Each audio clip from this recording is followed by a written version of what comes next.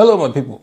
You see, after that first video I made, explaining in a very concrete and brief details on how the Anioma people were betrayed by their brother that lives across the Niger Bridge, across the River Niger, how they were betrayed during the war, and how they were ceded to. I got a lot of message, from so many concerned, stakeholders saying that, okay, come on, why are you talking like this? Don't forget that the war was not even an Igbo, it was not actually caused by them. It was caused, that the war was caused by the coup led by a person from Anioma state.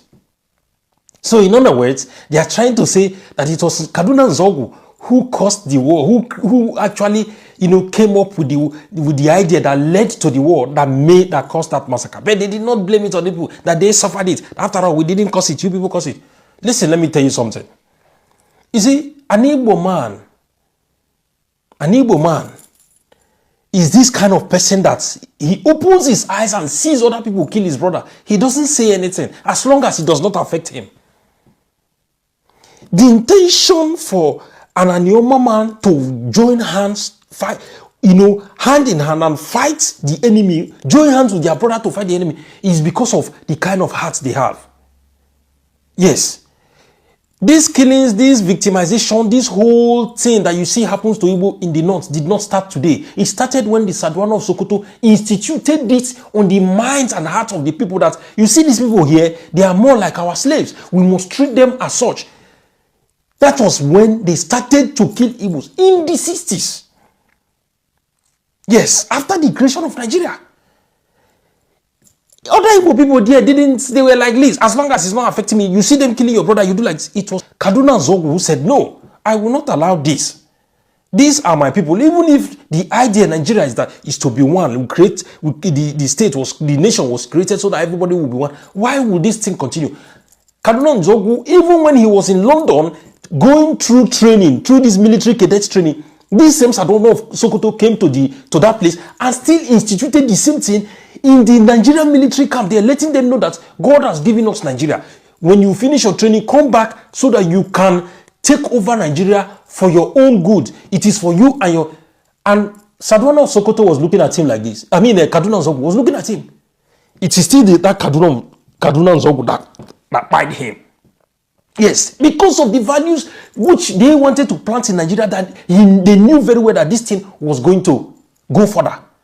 What led to the war? Ojukwu was tired of the way Igbos were being killed left, right, and center, left, right. Other Igbos were there, they didn't do anything. Other Igbos were in the military there, they did not do anything. It was Kaduna Nzogu who said, no, these my brothers, I will not stop it. I will not allow this thing to continue. And then he did something about it. Now, today, look at, they are blaming that it was even you people, Anioma. You see why an Asaba person or an average Anioma person does not trust these Igbos across the Niger. And I will tell you something. Anioma people trust only two people. And if you reason like these two people, believe me, there will be no problem. And these two people are Ojukwu and Nnamdi Kanu. These are the people you are very sure that there will be no betrayal. When they were doing the Biafra movement and everything, I hope you know that Asaba is another very strong location for Biafra agitation, for Biafra movement. I hope you know that. Why is it that now when it comes to the state creation, they are doing like this, but when it comes to Biafra, they stand firm? Why? Have you reasoned about that? Because what you people did to them, you have still not apologized. There is the fear that you are only trying to harness the land for your own benefit. Do you know that Anioma will be the biggest state, if created, bigger than any state in the Southeast? I hope you know that. Look at this map here. This is the map of Anioma.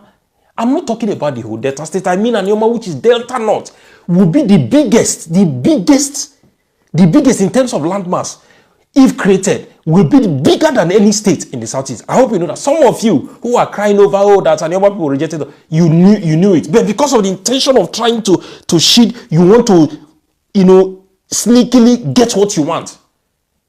No, it does not happen that way. We all are Igbos. We know that.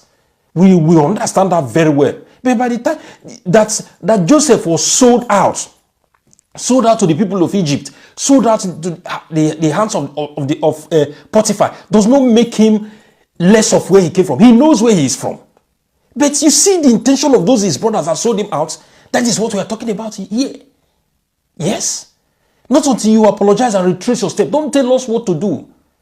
Yes, we know where we came from. We will go back to where we come from. But if it does not happen, you think that, oh, whatever happens, it doesn't matter. They should be there. Let me tell you, we joining Southeast does not favor us. Rather than it just gives us that sense of achievement that we are with our brothers. But economically, it does not favor us. Let me tell you now, if you do not know. If you talk about technology and everything, we can still do it here. We can still build another nature in Asaba. I hope you know that Asaba is closer to the Warri Seaport. I hope you understand that. Asaba is closer to the Warri Seaport than Lagos. So what the point I'm trying to make here is that if the Anioma remains in Delta State or in the South region, it favors them more than being with their own brothers.